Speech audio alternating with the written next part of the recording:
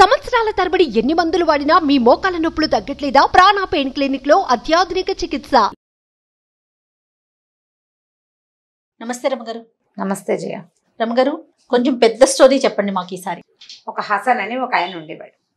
ఈ హసన్ ఏంటంటే ఆ ఊళ్ళో చాలా వ్యాపారం బాగా చేసుకునేవాడు. మొదట్లో క్రమంగా వ్యాపారం నష్టపోయేసరికల్లా అప్పట్లో ఏంటంటే వ్యాపారం చేయటం అంటే సొంత ఊళ్ళో వ్యాపారాలు ఉండేవి కాదు, పై ఊళ్ళకి వెళ్ళేవాళ్ళు. ఈ ఊళ్ళో మనకి చీప్గా దొరికే వస్తువులు కొన్ని మోసుకుని పై ఊళ్ళకి వెళ్ళి ఆ ఊళ్ళో దీన్ని ఖరీదుకి అమ్ముకొని తెచ్చుకునేవాడు వెనక్కి.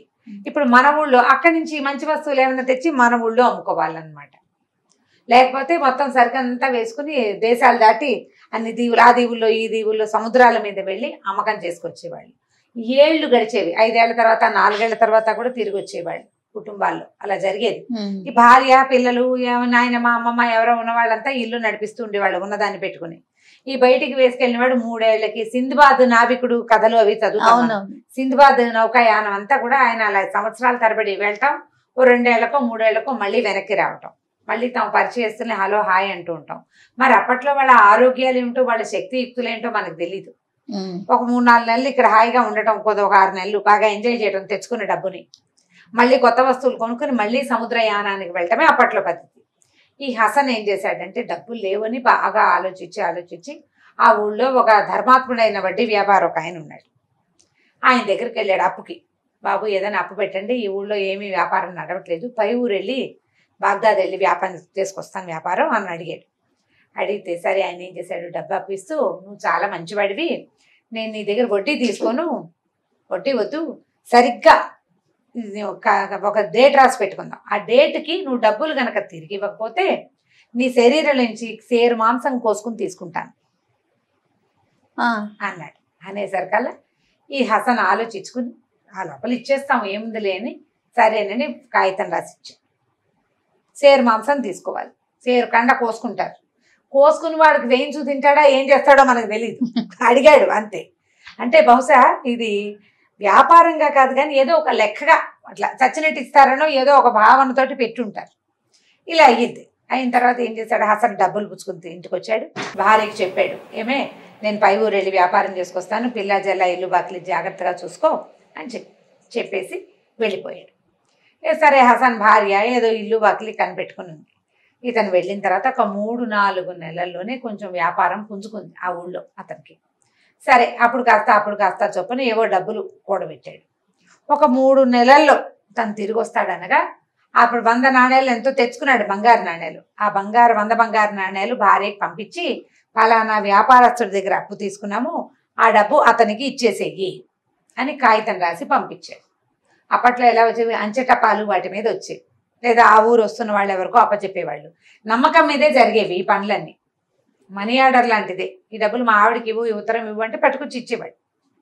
పట్టుకొచ్చి ఇచ్చారు. ఈవిడ చూసుకుంది ఉత్తరం. వ్యాపారస్తుడికి డబ్బులు ఇచ్చేయమని ఉంది. ఇవ్వచ్చులే, 3 నెలలు పోయాక ఎలాగూ వస్తానని రాశాడు, తను వచ్చినప్పుడు ఇస్తాడు అని అనుకుని ఆవిడ ఏం చేసింది, చుట్టుపక్కల ఉన్న చేబదుళ్ళు అవి ఇవి తీర్చేసింది, ఇంట్లో ఖర్చులకి వాడేసుకుంది. ఆ 3 నెలలు తర్వాత ఏడాది తిరిగేసరికల్లా హసన్ మళ్ళీ వెనక్కి ఇంటికి బయలుదేరాడు భార్య పిల్లల్ని చూసుకోవడానికి. ఈ బయలుదేరే దారిలో ఏమైంది, అతను పడవ దిగి కొంత దూరం నడిచి కొంత దూరం బళ్ళెక్కి అలా రావాలి. ఎక్కడో ఒక చోట ఒక దొంగల బారిన పడ్డాడు. ఆ దొంగలు కాస్త ఇతను ఇంకా కొంత సంపాదించి తెచ్చుకుంటున్నాడు. మొత్తం డబ్బులని ఊడ్చిపెట్టేశారు, వాళ్ళు పట్టుకెళ్ళిపోయారు. కట్టు బట్టలతో మిగిలాడు హసన్. అతని దగ్గర సంపాదించుకొస్తున్నది లేదు, తెచ్చుకున్న కొంత సరికి ఏదో కొద్దిగా తెచ్చాడు అక్కడి నుంచి సరదాగా మంచి వస్తువులు, అవి కూడా పోయినాయి. అంటే అవి తెచ్చుకుని ఇక్కడ వ్యాపారం చేసుకుందాం అనుకున్నాడు. చిన్నది మన ఊళ్ళో సొంత ఊళ్ళో 10 రూపాయలకి అమ్ముకున్నా పర్వాలేదు, ఆ 10 మిగులుతుందని ఊహించాడు. ఏమీ మిగలకుండా ఒట్టి కట్టుబాట్లతోటి మిగిలాడు. సరే ఏదో దుఃఖించి పోనీలే అప్పు ఎలాగో తీరిపోయింది, డబ్బులు పంపేశాం కదా అని అనుకొని ఇంటికి వచ్చాడు. ఇంటికి వచ్చేసరికి సరే భార్యకి జరిగిందంతా చెప్పాడు. ఎలాగో అప్పు తీరిపోయింది పర్వాలేదంటే, అప్ప ఏమప్పు ఎక్కడ తీర్చాను, నేను తీర్చలేదు, నువ్వు వచ్చి తీరుస్తావని నేను వాడేశానంది.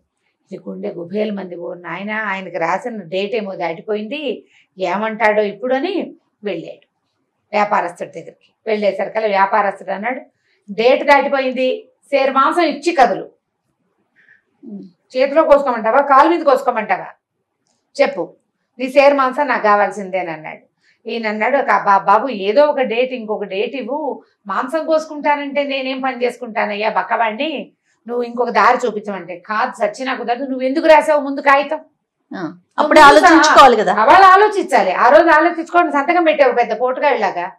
కాదయ్యా ఇలా జరిగింది, నేను వచ్చేటప్పుడు దొంగతనం జరిగింది, డబ్బులన్నీ పోయినాయి, నా భార్య పొరపాటుని ఇలా వాడేసంటే, నువ్వు మీ ఆవిడ గంగలో దూకండి, నాకు అక్కర్లేదు, నేను కాగితం మీద ఏం రాశానో అదే చేస్తా, సేరు మాంసం తీసుకోమన్నావు పట్టు అన్నాడు. అనేసరికి ఇంకేం పట్టు, ఇతను లబోదిబోమన్నాడు.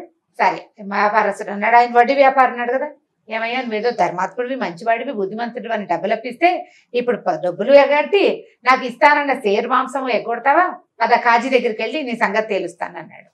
వీళ్ళు ఉన్నది ఒక చిన్న టౌన్, ఈ ఊళ్ళో కోర్టు లేదు, కాజీలు ఎక్కడ ఉంటారు, పెద్ద కోర్టులలో ఉంటారు. వీళ్ళకి సమీపంలో ఒక నగరం ఉంది, ఆ నగరంలో కాజీ గారు ఉంటాడు, అక్కడికి వెళ్ళాలి. సరే కాజీ దగ్గరికి వెళ్దాం అనుకుని ఏం చేశారు, సరే పెళ్ళానికి చెప్పాడు, కాజీ దగ్గరికి వెళ్తాను, ఆయన దగ్గర తీర్పు చెప్పించుకుని సేరు మాంసం ఇవ్వమంటాడు, ఓ సంవత్సరం టైం ఇప్పిస్తాడు, ఏదో ఒకటి చేస్తాడని భార్యకి చెప్పాడు. సరే ఇద్దరు కలిసి వెళ్ళారు. అదేం ఒక పూటలో ఒక గంటలో చేరిపోయేది కాదు, బాగా నడిచి పోవాలి. వీళ్ళు నడిచి వెళ్తుంటే ఏమైంది, ఒకడు ఒక గాడిదని తరుముకుంటూ, కంచర్ గాడిదని తరుముకుంటూ వస్తున్నాడు. అదేమైంది, కట్టుకొయ్యకి కట్టేసిన కంచర్ గాడిద కట్టుకొయ్యని లాక్కుని పరిగెత్తేస్తుంటే అది ముందు వెళ్ళిపోతుంది, వెనకాల దానికోసం వస్తున్నాడు కదా, వాడు వెనకాల వస్తున్నాడు. ఆ వెనకాల వాడు బాబు దాన్ని పట్టుకోండి అని అరిచాడు. ఆ గాడిదని వీళ్ళు పట్టుకోలేకపోయారు. ఈ హసన్ ఏం చేశాడు, కింద నుంచి ఓ రాయి తీసి ఎత్తి ఆ గాడిదని కొట్టేది, అంటే దెబ్బ తగిలితే ఆగుతుంది అనుకున్నాడు. దెబ్బ తగిలింది, అది ఆగింది. కానీ ఏమైంది, కంచరగాడి తలుపు కుడి కంటికి తగిలింది, కను కాస్త గుడికని అయిపోయింది, దాన్ని అయ్యో కనిపోయింది. అది లబోదిబోమని అరుస్తుంది. గోట్లో ఏమవుతుంది, కంటి తగిలేసరికి నెత్తురు గారిపోతుంది, అది నుంచుంది కీసర బాసరగా ఏడ్చేస్తూ. అందరూ పరిగెత్తుకొచ్చారు, తీరా చూస్తే కన్ను కాస్త పోయింది, అది కన్ను ఏం కనపట్లా, నెత్తురు గారిపోతుంది. అనేసరికి ఇది అయ్యేసరికల్లా ఆ కంచరగాడిదే ఓనర్ అన్నాడు, అవురవరా నా గాడిదని పట్టుకోమంటే మాత్రం నువ్వు ఇంత గడరా వేసి దాన్ని కొడతావా, దానికి కన్ను పోగొట్టావు, కక్కు నా డబ్బులని. ఇప్పుడు కక్కాలంటే ఎక్కడి నుంచి, నా గాడిద 1000 వరహాలు చేస్తుంది, ఇవ్వు నా 1000 వరహాలు నాకంటాడు. 1000 వరహాలు ఆ కంచర్ గాడిదా, అది ఎక్కడి నుంచి వచ్చాను, అంత కాకపోతే 750 అయినాయి, ఓ కన్ను పోయింది కాబట్టి 750 అయినా ఇవ్వమంటాడు. అనేసరికల్లా ఈయన ఎక్కడి నుంచి ఇస్తాడు, డబ్బులేవి. ఆయన అన్నాడు, వ్యాపారస్తుడు వీడి దగ్గర డబ్బులే లేవు, మేము ఒక మధ్యస్థానికి వెళ్తున్నాం, నువ్వు కూడా మాతో రా, ఆ గాడిదను తోలుకురా మాతో పాటు అన్నాడు. సరే గాడిద, దాని ఓనరు, వడ్డీ వ్యాపారస్తుడు, హసను, నలుగురు బయలుదేరారు, నడుస్తున్నారు. ఇంకా వెళ్ళారు. బాగా ముందుకెళ్తే ఓ చోట ఒక బురదలో ఒక గాడిద కూరుకుపోయి ఉంది, మామూలు గాడిద కూరుకుపోయింది. దాన్ని లాగలేక ఆయన చాలా అవస్థ పడుతున్నాడు. బాబు కొంచెం సాయం చేయండి అన్నాడు.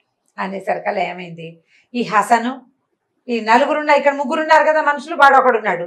వాళ్ళిద్దరు ఏం చేశారు, ఈ వ్యాపారస్తుడును ఈ కన్సర్ గాడిద ఓనర్ ఉన్నాడు కదా, వాళ్ళిద్దరు పక్కన నుంచి దాన్ని ముందు పెట్టి తొయ్యటానికి ట్రై చేస్తున్నారు.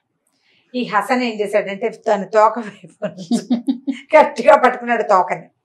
ఈ లోపల ఈ తోక పట్టుకుని వెనక్కి లాగడానికి ముందుకు లాగడానికి ట్రై చేసే టైంలో వీడిటు లాగాడు, వాళ్ళటు తోశారు, తోక కాస్త తెగిపోయింది, పుట్టుకుమని తెగేసరికల్లా అదికే గట్టిగా ఓనర్ పెట్టింది గాడిద. అక్కడి నుంచి రక్తం కారుతుంది, ఎంతో కొంత తోక తెగితే బ్లడ్ రాదు. అక్కడి నుంచి అవురవురా నా గాడిద తోక కాస్త తెగొట్టేవు, కక్కు 500 వరహాలు అన్నాడు వాడు. ఇప్పుడు 500 వరహాలు ఎక్కడి నుంచి తేవాలి, డబ్బులేవి. సరే వాళ్ళు ఏమన్నారు, ఈ గాడిదకి ఏదో తోక కట్టుకట్టు, నువ్వు కూడా పద మాతో పాటు కాజీ దగ్గరికి వెళ్దాం, వీడి సంగతి అక్కడ తేలుద్దాం అన్నాడు వ్యాపారస్తుడు. ఇప్పుడు గాడిద ఓనరు బురద నుంచి బయటకు వచ్చేసింది, అది బురదంతా కడిగారు అందరూ కలిసి. తర్వాత దాన్ని పుచ్చుకుని బయలుదేరారు. దాని తోక ఒక కట్టుకట్టి, గుర్రానికి ఏమో కంచర గాడిద ఉంది కదా, ఆ కంచర గాడిదకేమో కంటికి ఒక పట్టి వేసి, గాడిద ఓనరు, కంచర గాడిద ఓనరు, వడ్డీ వ్యాపారస్తుడు, హసను, గాడిద కంచర గాడిద అన్ని కలిసి పోయినాయి. వెళ్ళేసరికి వీళ్ళు నగరానికి సమీపించేసరికి ఆ ఊరు దగ్గరికి వెళ్ళారు. ఆ ఊరి దగ్గరలో ఒక పెద్ద మసీదు ఉంది. ఊళ్ళో ఉండేసరికి ఆ మసీదులో జనాలు కేరింతలు కొడుతూ జూదం ఆడుతున్నారు. వీళ్ళు తెల్లబోయేది మసీదులో ఇలా ఆడుతున్నారు, మసీదులో ఆడతారా ఎక్కడైనా అని ఆశ్చర్యపోయారు. చూస్తున్నారు, చాలా మంది జనం చేరారు మసీద్ దగ్గర. సరే అది దాటుకుని ఇంకా కొంచెం ముందుకెళ్ళారు. ముందుకెళ్తే ఒక ఆయన గుర్రం మీద వస్తున్నాడు. ఆయన ఎవరంటే ఒక ప్రభుత్వ ఏమంటారు అధికారి, గవర్నమెంట్ ఆఫీసర్, ఆయన తాగేసి ఉన్నాడు ఫుల్గా. ఆ పక్కకి ఈ పక్కకి పడిపోతుంటే ఆ పక్కన ఉన్న సైనికులు ఆయన మధ్యలో బాగా కూర్చోబెడుతున్నారు. ప్రభుత్వాధికారులు తాగేసి పడిపోతారు రోడ్ల మీద, ఇళ్లలో తాగేసి పడిపోతే వాళ్ళ కర్మ. రోడ్డు మీదకి వచ్చాక జనమంతా చూస్తారు కదా, దాంతో అదొకటి చూసుకుంటూ వెళ్ళారు. ఏమిటి ఇలా తాగేసి ఉన్నాడు, గవర్నమెంట్ ఆఫీసర్లు తాగచ్చా? డ్యూటీలో ఉండి అసలు తాగకూడదు. ఆయనకి డఫేదారు వాళ్ళు వీళ్ళు ఉన్నారు పక్కన, ఆయన ఒక్కడు వెళ్తర్లా. ఆయనకు ముందు కొంతమంది సైనికులు నడుస్తున్నారు బల్లేలు పట్టుకుని, ఆయనకు అటు ఇటు ఉన్నారు, ఆయన వెనకాల కూడా కొంత జనం ఉన్నారు. మంది మార్బలంతో వెళ్తున్నవాడు ఏదో డ్యూటీ మీద వెళ్తున్నా, ఆన్ డ్యూటీ తాగొచ్చు, తాగకూడదు కదా, ఆశ్చర్యంగా చూస్తున్నారు. సరే ఇంకా కొంచెం ముందుకెళ్తే ఒక శవయాత్ర జరుగుతుంది. ఒకడిని పాడి మీద మోసుకుపోతున్నారు. మోసుకెళ్తుంటే ఆ వాడు నేను బతికే ఉన్నాను నన్ను వదిలిపెట్టండి రో అని అరిచి కేకలు పెడుతున్నాడు. ఊళ్ళో జనం తెల్లదారిని వాళ్ళు పోతున్నారు, ఒక్కళ్ళు కూడా వీడి మాట వింటల్లా. శవలు లేచి కూర్చుని నన్ను బతికే ఉన్నాను అని చెప్తే జనాలంతా హడిలిపోవద్దు, ఏమీ లేదు, ఎవడి పనిలో వాడు ఉన్నాడు. ఈ మోసుకెళ్ళి వాడు నోరు మూసు పడుకో అని తీసుకుపోతున్నారు పని.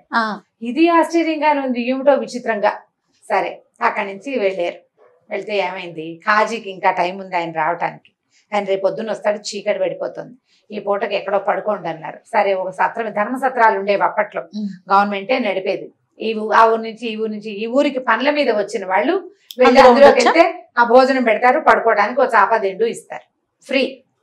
మంచి పద్ధతి కదా, సూపర్. మనకి ఇప్పుడు ఎక్కడా లేదు. పాత రోజుల్లో ఈ ఊరు నుంచి ఆ ఊరు వెళ్ళిన వాళ్ళు హాయిగా ఇలా గవర్నమెంట్ ఏర్పాటు చేసినటువంటి, గవర్నమెంట్ అనకూడదు, రాజులు ఏర్పాటు చేసినటువంటి సత్రాల్లో పడుకోవడానికి ఉండడానికి ఎక్కడి నుంచి వచ్చారు ఆ వివరాలు రాసుకునేవాళ్ళు. ఏ ఊరు, ఎక్కడి నుంచి వచ్చారు, ఏం పని మీద వచ్చారు అనే వివరం ఖచ్చితంగా ఉండేది. వాళ్ళ పేర్లు గీర్లు, అలానా వాడు ఒకడు ఇంతకుముందు వచ్చాడు, వాడు మీకేమైనా అవుతాడు, అవన్నీ కనుక్కునేవాళ్ళు. ప్రత్యేకంగా ఈ సత్రాల నిర్వాహకుల్ని చాలా సమర్థుల్ని ఉంచేవాళ్ళు.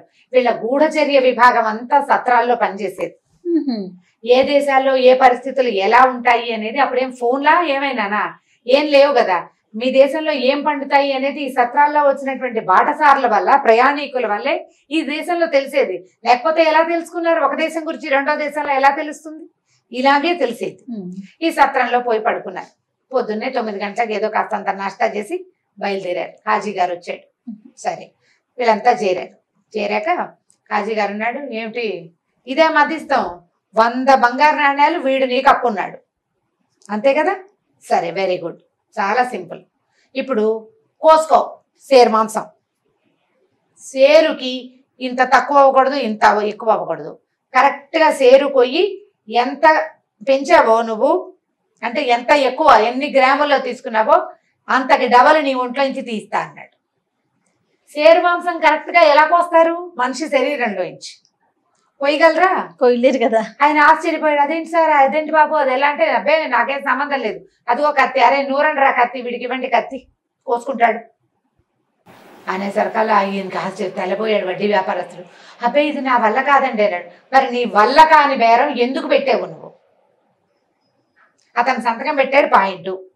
పెట్టేనాడు తెలియలేదా అని అడిగావు, అది కూడా పాయింటే. కానీ నువ్వు నేను సేరు మాంసమే సరిగ్గా తీసుకోలేను, ఎక్కువ తక్కువ అవుతుంది అని నీకు తెలీదా? ఇలాంటి దిక్కుమాల షరతు ఎందుకు పెట్టావు? ఈ షరతు పెట్టినందుకు, ఇతన్ని ఇక్కడ దాకా తీసుకొచ్చినందుకు కట్టు 200 నువ్వే. 200 ఇవ్వు, ఆ పెద్ద మనిషిని నువ్వు బాధ పెట్టావు, అవమానించావు. సేరు మాంసం తన ఒంట్లో నుంచి కోసుకుంటారంటే వాడికి ఎంత భయం వేసింది, ఎంత కంగారు పడ్డాడు, వాడి ఇంట్లో వాళ్ళు ఎంత క్షోభపడ్డారు. దాని అంతటికీ నువ్వు సమాధానం చెప్పద్దు, నాకు 200 వాడికి 200 అన్నాడు కాజీ. ఇప్పుడు నీ మధ్యస్థం కోసం కూర్చున్నాను నేను, నువ్వు మాట్లాడడానికి. ఇప్పుడు నాకు డబ్బు ఎక్కడి నుంచి వస్తుంది? నీ కోసం పొద్దున్నే 9 గంటలకు తీర్పు ఇవ్వడానికి కూర్చుంటే పనిమాల ఈ తొక్కలో దానికి తీర్పు ఒకటే కట్టు, మాకో 200 వాడికో 200 అన్నారు. ఈ వ్యాపారస్తులు ఏమీ చేయలేక ఇంకే కాజీ గారికి ఎదురెళ్తే ఏముంది, ఆ కత్తి ఒక పదును పెడతారు కదా, అది తన పీక మీదకి వస్తుంది. అందుకని నోరు మూసుకుని 200 కాజీ గారి చేతిలో పెట్టి 200 ఈ హసన్ చేతిలో పెట్టి పక్క తప్పుకున్నాడు. రెండోది ఏమైంది, కంచర గాడిద కన్ను పోయింది. అయితే ఇప్పుడు కాదండి, కంచరగాడిద 1000 నాణ్యాలు చేస్తుంది, 750 నాణ్యాలు ఇమ్మనండి చాలు అని రెండో ఆయన చెప్పాడు. దానికి ఇంత డబ్బులు ఎందుకు, కంచరగాడిద ఉంది కదా, కత్తికి పదును పెడుతున్నారు, దీన్ని అడ్డంగా కోసేద్దాము, గుడ్డికన్ను భాగం ఆయనకి ఇచ్చేయి, కన్నున్న భాగాన్ని నువ్వు వాడుకో సరిపోతుంది అనేసరికి తెల్లబడి, అయ్యా కోసేస్తే కన్ను పోతుంది కదండి అన్నాడు. కోసేస్తే కన్ను కాదు, గాడిదే పోతుంది కదండి. పోతే పోతుంది, పోతే పోతుంది. ఆయన పాడు చేసిన భాగం ఆయనకే ఇచ్చి 500 నాణ్యాలు ఇప్పించేస్తా నీకు సగానికి కావాలంటే. నువ్వు 1000 నాణ్యాలు అన్నావు, నీ గాడిద ఖరీదు ఎంత? కంచర గాడిద 1000, నీకు 50% నేను ఇప్పిస్తా ఆయనతోటి, సగం కోసి ఇచ్చి అనేసరికి వాడు తెల్లబోయాడు. అయ్యో కాదండి, గాడి చచ్చిపోతుంది వృధాగానంటే. అయితే నీ గాడిద నువ్వే ఉంచుకో, కన్నుపోతే నీకు 1000 ఇవ్వాలా? ఆయన అక్కడి నుంచి ఇక్కడికి వచ్చావా, కట్ట 500 ఇచ్చి నీ గాడిదని తీసుకెళ్ళి అన్నాడు. అనేసరికి అలా ఏం చేస్తాడు? సరేనన్నాడు. 250 కాజీకి 250 రూపాయలు హసన్కి ఇచ్చి కన్సర్ గాడిద వాడు కూడా వెళ్ళిపోయాడు. సరే, 3వ గాడిద ఆయన వచ్చాడు. నా తోక గాడిద తోక తెంపేశాడంటే ఈయన అన్నాడు. తెంపేశాడా? గాడిద తోక తెంపాడా? సరే ఓకే, ఏది అటు ఇటు చూశాడు. ఆయన ఒక గాడిదని ఎక్కి వచ్చాడు. అక్కడ ఆ ఊళ్ళలో గాడిదలు కన్సర్ గాడిదలను ఎక్కుతారు. అరే దాన్ని కట్టేయండి రా అన్నాడు. ఆ గాడిదని తెచ్చి కట్టారు. కట్టాక ఈ గాడి తోక తెంపు, నువ్వు తెంపు చూద్దాం ఈ గాడి తోక, ట్రై చేయమన్నాడు. ఈయన వెళ్ళి గాడి తోక పట్టుకోగానే అది ఎగిరి వెనకాలతో పెడేమని తన్నింది. పడ్డాడు దూరంగా. మళ్ళీ ట్రై చేయమన్నాడు కాజీ. నేను ట్రై చేయను అంటే చంపేస్తారు వాళ్ళు, ట్రై చేయాల్సిందే. 3 సార్లు గాడితోటి ఎగిసి తన్నించుకున్న తర్వాత ఆయన దండం పెట్టేశాడు. నా వల్ల కాదండి అన్నాడు. అయితే నువ్వు గాడిద తోక తెగిపోతే నీకు సహాయం చేయడానికి పూనుకున్నాడు. పొరపాటున గాడి తోక తెగింది. 10 రూపాయలు అడుగుతావు, పావలు అడుగుతావు. గాడి తోక రిపేర్ చేయించుకోవడానికి అంటే దానికి పలాస్త్రి పట్టి వేయించడానికి ఓ 10 రూపాయలు అడగాలి, అంతేగాని గాడి 500 ఇమ్మంటావా? 500 కక్కి వెళ్ళమన్నాడు ఆయన. 500 కట్టించారు వీటితోటి కూడా. కాజీకి 500, 250, హసన్కి 250. ఈ మధ్యస్థం కోసం ఒప్పుకుని వచ్చినందుకు ఎన్ని వచ్చినాయి? 250, 500, పాత ఆయన 200 ఇచ్చాడు. 700 ముట్టింది అనమాట కాజీకి ముట్టింది, వీళ్ళకి ముట్టింది చక్కగా. అక్కడి నుంచి వీళ్ళంతా ఇదేం దిక్కుమాల తీర్పులు రా నాయన, అనవసరంగా ఈ కాజీ చచ్చిన వాడి దగ్గరికి వచ్చాం, ఇంకెప్పుడు రాకూడదు అని వాళ్ళంతా పోయారు. ఈ హసన్ని దగ్గర కూర్చోపెట్టుకున్నాడు. ఏమయ్యా ఇలాంటి బేరానికి ఒప్పుకున్నావు, తెలివి తక్కువగా ఆయన సంతకం పెట్టమన్నాడు అనుకో, నువ్వు కాదండి అని చెప్పి ఉండాల్సింది. అంటే కాదండి, ఏడాది లోపల తీర్చేద్దాం అనుకున్నాను, డబ్బులు పంపాను, నా భార్య ఇట్లా ఈ పని చేసింది, ఆడవాళ్ళు అలాగే చేస్తారన్నాడు. అప్పుడు ఇతను గుర్తొచ్చింది. ఇవాళ మేము ఇక్కడికి వచ్చేటప్పుడు దారిలో 3 విచిత్రమైన విషయాలు చూసామండి. ఒక ఆయన ప్రభుత్వాధికారి తాగేసి తూలిపోతున్నాడు. అదేమిటండి ప్రభుత్వాధికారి ఆ పని చేస్తే ఎలాగంటే, అదే ఆయన ఏంటంటే సారాయి దుకాణాలు ఉన్నాయి ఊళ్ళో, మద్యం దుకాణాలు ఉన్నాయి. ఈ మద్యం దుకాణాల్లో రకరకాల మందులు కలిపేస్తున్నారు మొత్తెక్కడానికి, అంటే కల్తీ జరుగుతుంది. ఈయన టెస్ట్ చేసే అధికారి అనమాట. ప్రతి చోట తలా ఇంత పుచ్చుకోవాలా, ఇన్ని ఇంతలు పుచ్చుకునేసరికి ఆయనకి ఎక్కిపోతోంది. ఆయన ఉద్యోగం అది పాపం, అందుకని ఆయనకి ఎక్కిపోతుంటే ఆయన పట్టుకోవడానికి అటొకడు ఇటొకడు బట్టలు కత్తులు పుచ్చుకొని నుంచుంటారనమాట. ఆయన నుంచోబెడుతుంటారు ప్రతి చోట. సాయంకాలం దాకా ఆయన తాగాల్సిందే, పొద్దున మొదలుపెట్టి ఈవినింగ్ దాకా తాగుతుంటాడు. ఇంత ఎక్కువ తాగడు, ఇంత తాగితే మందులు కలిపేస్తారు కదా, అది మత్తెక్కిపోతుంది. అంచేత ఆయన ఉద్యోగం బాబు, దానికి మనం ఏం చేయలేమన్నాడు. అయితే ఓ చోట మసీదులోనండి జూదం ఆడుతున్నారండి. జూదము ప్రభుత్వం నిషేధించింది కదా, అంటే అది మసీదు కోసమే చేశామని చెప్తున్నాడు కాజీ గారు. ఈయనవే ఆ తీర్పులు, కాజీ గారి ప్రతాపమే అనమాట. అదేంటంటే మసీదుకి అస్సలు డబ్బులు లేవు, మసీదుకి ఆస్తి పాస్తి లేవు. అందుకని ఏం చేశారు, ఈ జూదాన్ని అక్కడ పెట్టి ఆ జూదం వల్ల డబ్బులు వస్తాయి కదా, ఆ డబ్బులతో మసీదుని డెవలప్ చేస్తాం మేము. మసీదు డెవలప్మెంట్ కి రకరకాల ప్లాన్లకి పిలిచారు టెండర్లు. ఒకటి ఈ ప్లాన్ పెట్టాడు, ఇది సూపర్ అని దీన్ని పెట్టారనమాట. ఇది మంచి ప్లాన్ అని ఈ మత ప్రచారం చేసేటువంటి మసీదులో భగవత్ సాన్నిధ్యంలో వాళ్ళ దేవుడి సన్నిధి అదే కదా బాబు, ఈ పని చేసి తర్వాత ఏమవుతుంది, వచ్చిన డబ్బులతో మసీదు చాలా చక్కగా బాగు చేయించాం. ఆ మసీదు అంత కళకళలాడడానికి కారణం గ్యాంబ్లింగే అన్నాడు. ఇది బాగానే ఉంది. ఇక 3వ విషయం ఒకటి చూశాడు. ఒకటెవరో మోసపోతున్నారు, వాడిని బతికే ఉన్నాను మొర్రో అని అరుస్తున్నా కూడా. అంటే ఏం చేయము, నిరుడు సంవత్సరం క్రితం వీడి పెళ్ళాము, ఈ మొగుడు చచ్చిపోయాడని సర్టిఫికేట్ పట్టుకొచ్చి, సర్టిఫికేట్ సాక్ష్యాలు పట్టుకొచ్చింది. సర్టిఫికేట్ పట్టుకురాలి, సర్టిఫికేట్ కోసం వచ్చింది, సాక్ష్యాలు తెచ్చింది. ఈ అమ్మాయి భర్త పోయాడు అంటే కాజీ గారే ఈమె భర్త పోయాడు, ఈమెకు మళ్ళీ పెళ్లి చేయొచ్చని కాగితం రాసి సంతకం పెట్టాడు. ఆమెకు ద్వితీయ వివాహం అయిపోయింది. వివాహం అయిన 3 నెలలకి మొగుడు వచ్చేసాడు. నేను బతికే ఉన్నానంటాడు. ఒక 3-6 నెలలు చూసాం ఏం చెయ్యాలని. తర్వాత అర్థమైంది, వీడు చచ్చిపోయాడని డెత్ సర్టిఫికేట్ ఉంది మన దగ్గర, కాబట్టి పూడ్చి పెట్టేస్తే సరిపోతుందని వాడిని పూడ్చి చేయమన్నాము. అందుకని వాడిని మోసుకెళ్ళిపోతున్నారు, అందుకే మోసుకెళ్తున్నారు వాడిని. పూర్తి చేస్తారు. మరి వాడు డెత్ సర్టిఫికేట్ ఉంది, సర్టిఫికేట్ ప్రకారం వాడు ఉండకూడదు. బాగుంది. అని చెప్పేసరికి ఈ హసన్ బాగానే ఉంది, పోన్లే మా తీర్పు మనకిప్పుడు నేను ఇవ్వవలసిన 100 రూపాయలు నేను బాకీ ఉంటే నాకే 700 రూపాయలు వచ్చేలాగా చేశాడు. కాజీని ఏం అనకూడదు, కాకపోతే ఇక్కడే ఉంటే ఈ 700కి తిరుక్షేపం చేస్తాడేమో అని అనుమానం వచ్చింది హసన్కి. ఆయనకు దండం పెట్టి వెళ్ళొస్తానండి అని చెప్పేసి గబగబా ఇంటికి వచ్చేసాడు. వచ్చాక వ్యాపారస్తుడికి 100 రూపాయలు మాత్రం తీర్చేశాడు. హసన్ బుద్ధిమంతుడు, ముందే చెప్పుకున్నాం కదా అది. ఆ 100 తీర్చేసి ఇంటికి వెళ్ళిపోయాడు. తన దగ్గర చేరిన డబ్బులతోటి మళ్ళీ వ్యాపారం చేసుకుని కాస్త పైకి వచ్చాడు.